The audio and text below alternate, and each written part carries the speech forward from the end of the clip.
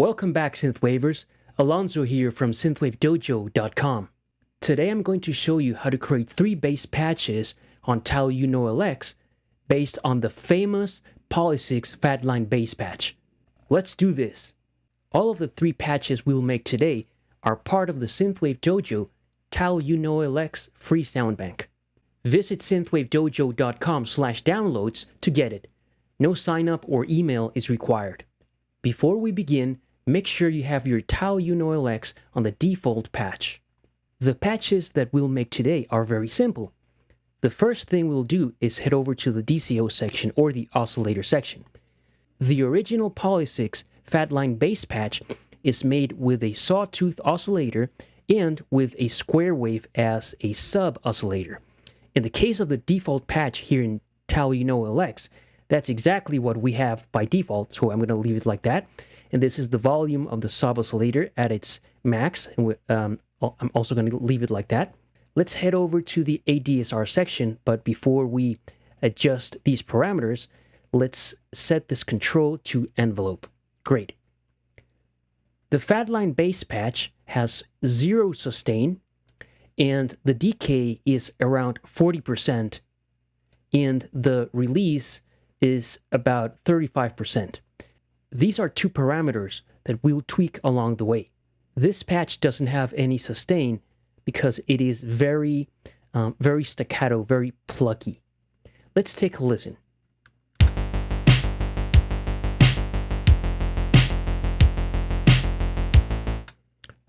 Great. Next thing we'll do is head over to the VCF section, and we're going to bring the frequency cutoff control to around 35 to 40%, and then we're going to bring the envelope amount to around 50%. Let's take a listen. Okay, right here, this is a very cool sound. We could increase the envelope amount just a little bit, so a little bit more of the filter's brightness could come through. Right here is cool. Right there is too much. And down below here, these are nice sounds. A little muted, but definitely usable. So we're gonna set our control here to around 60%. Let's tweak the cutoff just a little bit more.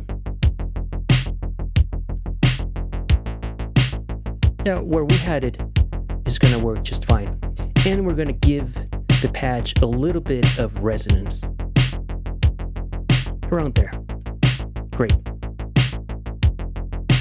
Let's head back to the ADSR section and tweak the decay. As I increase the decay, more of the bass patch comes through, more sound. And as I bring it down, it turns more plucky.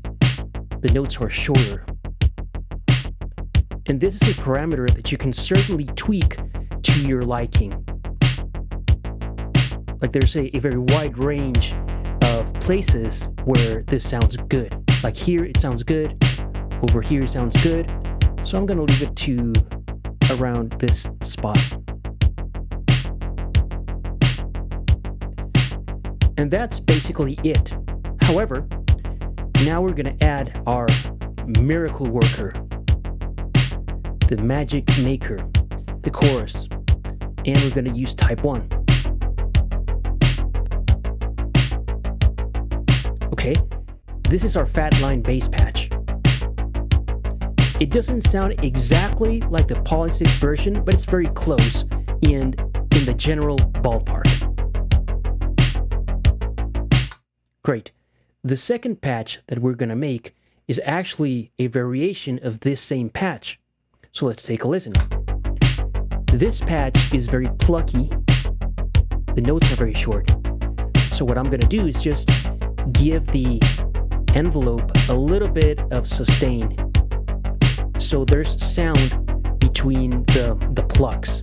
And it does make a difference. It can be subtle. Right there. The sound has a good attack. But the notes are gelled or glued. Without sustain, plucky, which is a great sound, but this is a very cool sound as well. And in your track, what you could do is have certain sections without sustain, very plucky, but then during a spot where you come to the climax or the chorus or something, if you want to just give the bass patch a little bit of variation of a different flavor, you can increase the sustain a little bit or a lot. Okay, so around here, this is going to be our second patch for today. Awesome. And the third patch is also a variation of this fat line bass patch. And we're going to head over here to the DCO section. And instead of using a sawtooth wave, we're going to use a square wave. Now, let's take a listen. The square wave by default sounds like very tubby, like very fat, very big, like it doesn't have a lot of definition. So what we're gonna do, instead of just using a default or default pulse wave in its natural state, we're gonna use pulse width modulation along with this pulse wave. So the way that I'm gonna do it is I'm gonna set this control to LFO. I'm gonna push the slider to around here. Immediately, it's a very different sound. Tubby, different character, very cool. Okay, but I'm gonna tweak it some more.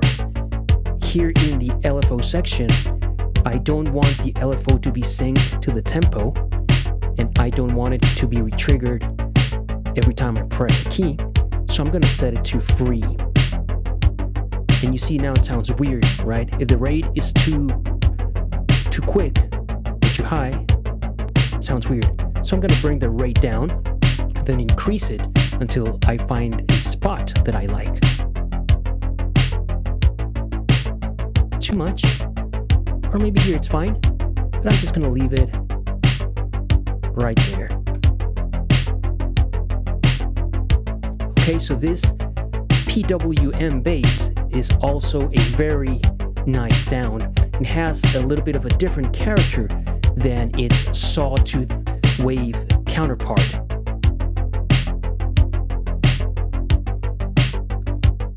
And there you go, synthwavers. You've just learned how to make 3 patches that will work on any synthwave track you make. I hope you found this tutorial helpful and inspiring. Remember to visit synthwavedojo.com/downloads to get your free TAL U NO LX sound bank. Until next time, keep synthwaving.